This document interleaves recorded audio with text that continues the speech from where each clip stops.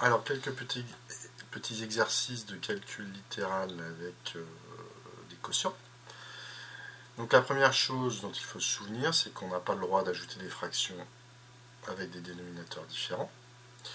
Donc on va être obligé, comme avec des fractions avec des entiers, de trouver un dénominateur commun.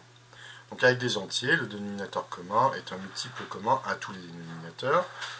D'accord? Et si possible le plus petit. Alors pourquoi le plus petit? Parce que ça évite, ça simplifie les calculs.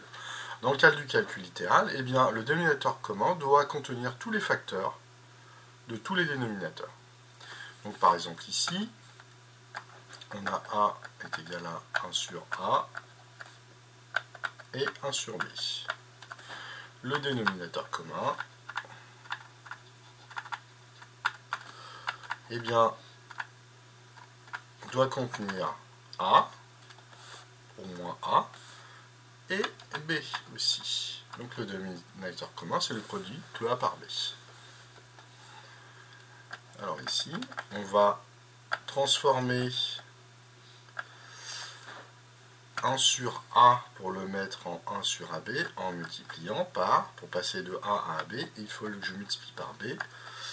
Et ça, c'est la règle de transformation d'une fraction. Si je veux garder une fraction égale, il faut que j'équilibre en multipliant par le même nombre B au numérateur. Pareil pour 1 sur B, donc j'ai ma fraction 1 sur B. D'accord? Pour passer de B à A fois B, il me manque le facteur A. Donc ici, je multiplie le dénominateur par A, et toujours pareil, pour avoir une fraction égale, je suis obligé d'équilibrer en multipliant par A au numérateur. Voilà pour les opérations que nous devons faire. Pour amener, alors 1 fois B, ça nous donne B sur AB. 1 fois A, ça nous donne A sur BA, qu'on va écrire AB, puisque BA ou AB, c'est la même chose, la multiplication est commutative. On peut changer l'ordre dans lequel on effectue l'opération. Et donc, on obtient, puisque maintenant on a deux dénominateurs communs, on peut écrire que c'est B plus A sur AB, que l'on écrit, puisqu'en général on range les variables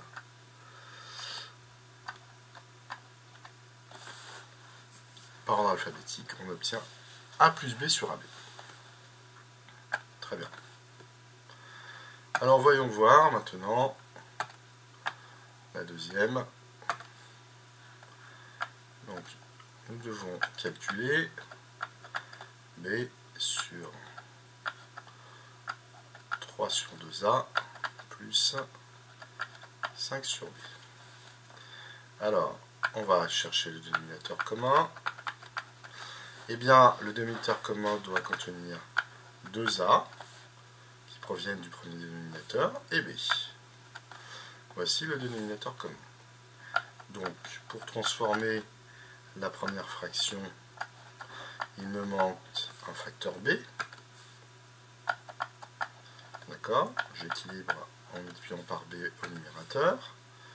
Et attention, pour passer de B à 2AB, il faut que je multiplie par 2A.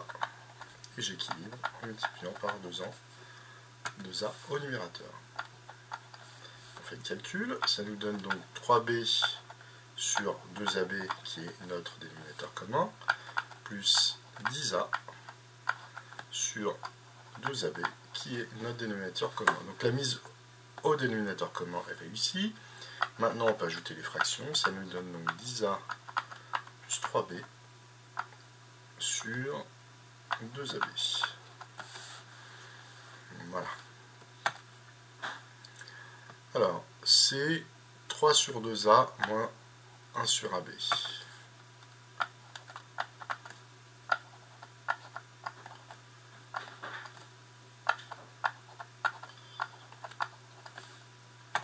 Bon, là c'est assez simple. Même chose. Donc, le dénominateur commun. Il doit contenir 2A et il doit contenir AB. Mais ici, j'ai déjà le facteur A. Donc si je prends 2AB, j'ai bien à la fois le dénominateur 2A et à la fois le dénominateur AB.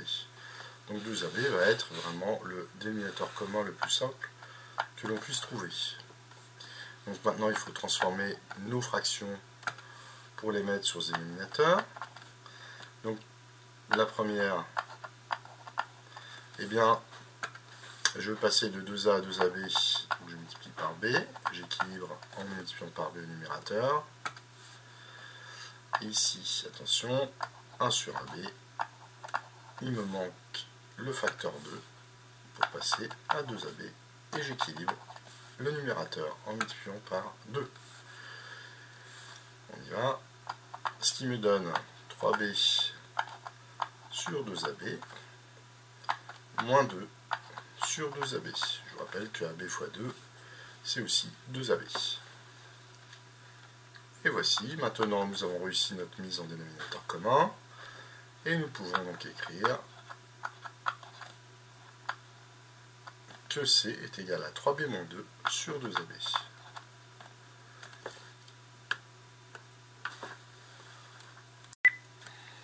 Alors voilà, ces trois résultats, c'est des fractions, les trois premières qui sont assez simples. Donc je vous laisse regarder et on va corriger les suivantes. Alors, un petit peu plus complexe, la D.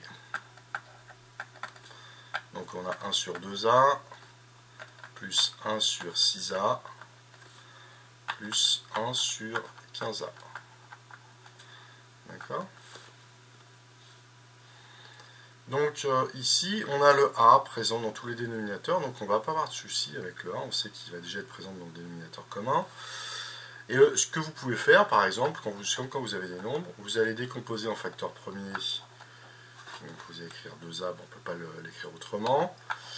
6A, on va l'écrire 2 fois 3 fois A. Et 15A, on va l'écrire 3 fois 5 fois A. D'accord ? Bon, 2A, on va écrire 2A. Donc les dénominateurs communs, comment on va le trouver ? Eh bien, je sais que j'ai un 2 déjà. Et je sais que j'ai un A, ça c'est sûr. Ici, dans 6A, il va me manquer, j'ai déjà le 2 et le A, il va me manquer le 3. Le 3. Et quand je regarde 15A, il me faut un 3, un 5, un A. Le 3, je l'ai, le A, le facteur A, je l'ai. Il me manque un facteur 5. Donc si je calcule, 3 fois 5, 15 fois 2, 30A. Voici le dénominateur commun à ces trois dénominateurs. Donc maintenant, on va tout passer en dénominateur 30A. Alors comment faire ? Toujours la même histoire. Eh bien, pour passer de 2A à 30A, je multiplie par 15. J'équilibre en multipliant par 15 au numérateur. Pour passer de 6A à 30A, je multiplie par 5. J'équilibre en multipliant par 5 au dénominateur. Et pour passer de 15A à 30A, je multiplie par 2. Et je multiplie par 2 au numérateur pour équilibrer la fraction. Donc j'ai 15 sur 30A. 2 fois A fois 15, ça fait 30A. C'était le but d'exprimer tout sur 30A. Ici, j'obtiens 5 sur 30A. Pareil, 6 fois A fois 5, ça fait 30A. Et ici, j'obtiens 2 sur 30A. Et voici 3 fractions sur le même dénominateur qui est 30A. Je vais donc pouvoir écrire, voilà, dénominateur commun, je peux les ajouter. Ça fait 15 plus 5 plus 2, ce qui est égal à 22 sur 30A. Alors, est-ce que je peux réduire cette fraction ? Eh bien oui. Je vois que 22 et 30 sont des nombres pairs. Ici, j'ai 2 fois 11 sur 2 fois 15 fois A. Et je peux donc simplifier par le facteur 2. Alors qu'est-ce qui se passe quand on simplifie? Bien, tout simplement que 2 sur 2 est égal à 1. En fait, les facteurs 2 au numérateur et au dénominateur se neutralisent. Et donc, finalement, j'obtiens que D est égal à 11 sur 15A. Évidemment, ici, à différents zéros, on ne l'avait pas précisé, et on ne peut pas avoir de dénominateur nul dans une fraction. Alors maintenant, le deuxième. Alors, on y va. E est égal à 1 sur A, plus 1 sur A2, plus 1 sur A3.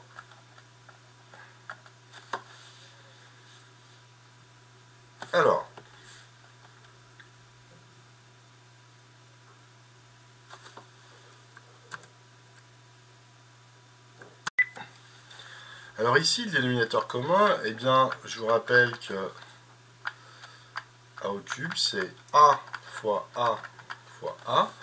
Donc, dans A au cube, j'ai bien A, et j'ai aussi A au carré. Donc voici le dénominateur commun, qui contient les facteurs de tous les autres dénominateurs communs de départ. Donc il faut tout que j'exprime sur A au cube. Alors pour passer de A à A au cube, il faut que je multiplie par A au carré. Je vous rappelle que quand je multiplie au carré, j'augmente la puissance de 2. Je vais obtenir A puissance 100 fois A puissance 2, ça fait A puissance 3, A au cube. J'équilibre en multipliant au-dessus au carré. Et bien pour passer de A au carré, qui est A fois A, à A au cube, je multiplie par A. J'équilibre en multipliant par A au numérateur. Et la dernière est déjà en 1 sur A au cube, donc je n'ai pas à la transformer. J'obtiens donc A carré sur A au cube, plus A sur A au cube, plus 1 sur A au cube. Voici trois fractions sur le même dénominateur. Et je peux donc écrire, faire la somme. Ça me donne A carré plus A plus 1 sur A au cube.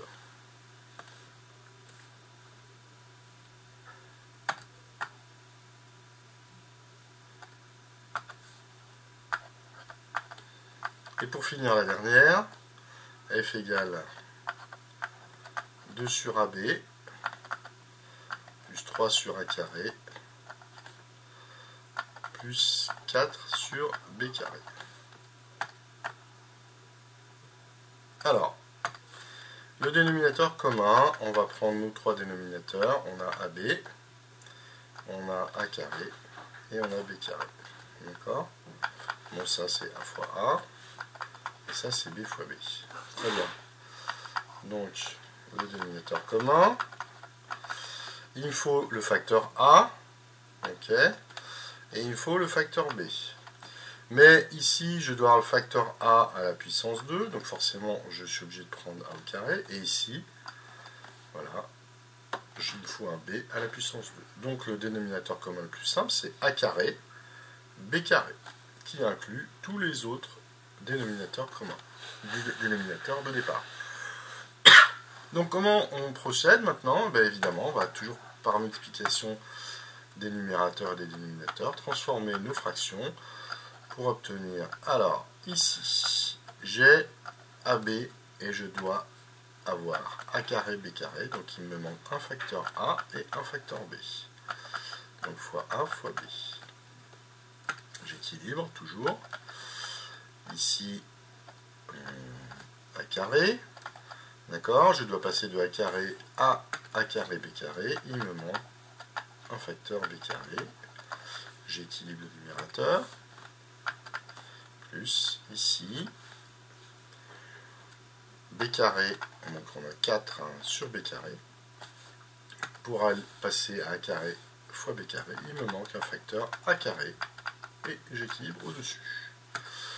Au final, j'obtiens donc 2AB sur A carré B carré, plus 3B carré sur A carré B carré, plus 4A carré sur a carré b carré.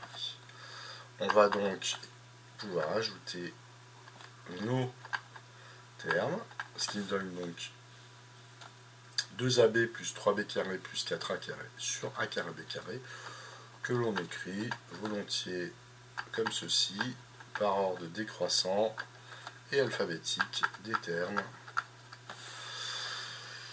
Voilà pour ces petits exercices. Je ferai un autre exercice sur des calculs un petit peu plus compliqués avec le calcul littéral. Donc je vous recadre, voilà les résultats des 3 derniers.